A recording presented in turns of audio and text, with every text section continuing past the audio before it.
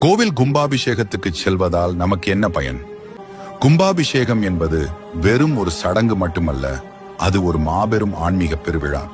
இதில் கலந்து கொள்வதால் நமக்கு என்ன நன்மைகள் கிடைக்கும் என்பதை பார்ப்போம். கும்பாபிஷேகத்தின் போது மந்திரங்கள் ஓதப்பட்டு, யாகங்கள் வளர்க்கப்பட்டு, புனித நீர் கலசங்களில் நிரப்பப்பட்டு, அவை கோபுர கலசங்களுக்கு கொண்டு செல்லப்பட்டு, பின்னர் தெய்வ சிலைகளுக்கு அபிஷேகம் செய்யப்படுகிறது. இந்த நிகழ்வை நேரடியாக காண்பதால் அந்த புனித ஆற்றலை நாம் முழுமையாக பெற முடியும்.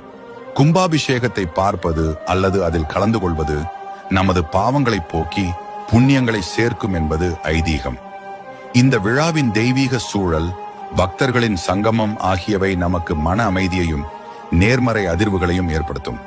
கும்பாபிஷேகத்தின் போது எழும் மந்திர ஒலிகள் நம் மனதை ஒருமுகப்படுத்தி ஆன்மீக சிந்தனைகளை தூண்டும். கும்பாபிஷேகத்தின் போது இறைவனின் முழுமையான ஆசீர்வாதத்தை பெறலாம். இது குடும்பத்தில் சுபிட்சம், ஆரோக்கியம், செல்வ செழிப்பு ஆகியவற்றை வழங்கும் என்று நம்பப்படுகிறது.